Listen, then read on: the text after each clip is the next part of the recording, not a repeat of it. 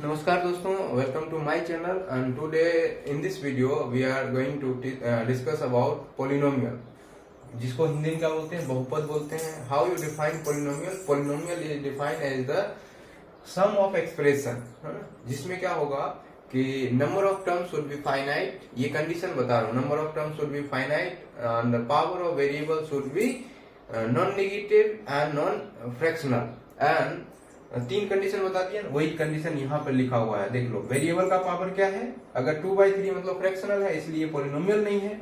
यहाँ पे देखो क्या है, वेरिएबल का पावर माइनस में आ गया इसलिए पॉलिनोमियल नहीं है। यहाँ पे देखो आपको नंबर ऑफ टर्म काउंट नहीं कर सकते, नंबर ऑफ टर्म काउंट नहीं कर सकते इसलिए ये क्या है, पॉलिनोमियल नहीं है। तो ये हो गया कंडीशन की बात। ये थोड़ा सा 2-4 मिनट का वीडियो होगा और पूरा चीज समझ में आ जाएगा पॉलिनोमियल के बारे में। आप बने रहिए लगातार, बिना स्किप कर देखना वीडियो। स्टैंडर्ड फॉर्मेट जो होगा वो क्वाड्रेटिक पॉलिनोमियल का क्या होगा, ax² + bx + c होगा, जहां a does not equal to 0 होगा। अगर a 0 हो जाएगा क्या होगा, bx + c हो जाएगा, जो क्वाड्रेटिक नहीं रहेगा। ठीक है, किसी भी नंबर के पावर क्या होता है, 0 अगर है तो उसका वैल्यू क्या होता है, 1 होता है। ये भी आप याद रखेंगे। फिर डिग्री की बात करो तो क्या होता है, maximum power of variable known as degree.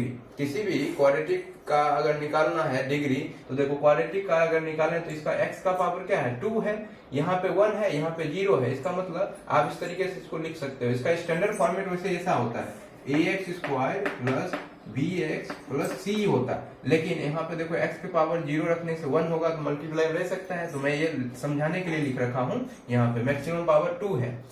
उसके बाद आपको मैं बताऊंगा डिग्री, समझ गए आप, maximum power of any variable known as degree. उसके बाद आप डिग्री वेरिएबल और कांस्टेंट समझ जाइए क्या होता है।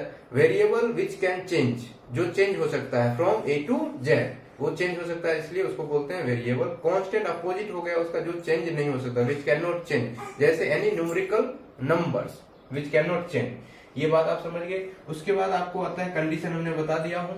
फिर आता है एक पॉलिनोमियल एल्गोरिथम। क्या होता है, dividend is equal to constant into divisor plus का रिमाइंडर। ये हमेशा अलजेब्रा का कोई भी नंबर को अगर आप डिवाइड कर रहे हो, मल्टीप्लाई कर रहे हो, डिवाइड कर रहे हो तो उसमें लागू होता है। लेकिन यहाँ पॉलिनोमियल की बात कर रहे हैं तो पॉलिनोमियल में भी ये चीज लागू होगा, है ना। जो ग्रेटर वाले होंगे पॉलिनोमियल, उसको अगर कोई छोटे वाले से डिवाइड करोगे तो आपको क्या चीज मिलेगा, 2 चीज मिलेगा, एक कांस्टेंट मिलेगा, एक रिमाइंडर मिलेगा। अगर आप इसमें रखोगे तो वो बराबर मिलेगा, तभी आपका आंसर सही होगा, अदरवाइज नहीं होगा।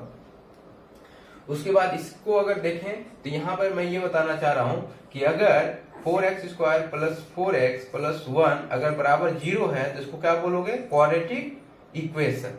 अगर यही चीज 0 के बराबर नहीं होगा, जैसे अब लिखा हुआ है जो है, ये क्या चीज है, क्वाड्रेटिक पॉलिनोमियल है। दोनों में डिफरेंस समझ गया ना। इक्वल टू 0 हो जाए तो क्वाड्रेटिक इक्वेशन हो जाएगा, और इक्वल टू 0 नहीं है इसका मतलब पॉलिनोमियल है। उसके बाद टाइप्स की बात करें तो टाइप्स 2 बेसिस पे किया जाता है। पहला बेसिस ये है कि डिग्री के हिसाब से, डिग्री अगर मान लो 1 है तो उसको लीनियर बोलेंगे, डिग्री 2 है तो क्वाड्रेटिक बोलेंगे, डिग्री 3 है तो उसको क्यूबिक बोलेंगे। और नंबर ऑफ टर्म के हिसाब से भी 3 क्लासिफिकेशन होता है। पहला क्या होता है, मोनोमियल। अगर मान लो टर्म 1 है तो मोनोमियल बोलते हैं, मोनो मतलब 1 होता है, आपको पता है। बायनोमियल का मतलब होता है कि टर्म क्या हो, 2 हो। ट्राइनोमियल का मतलब हो गया कि नंबर ऑफ टर्म क्या होगा, 3 होगा।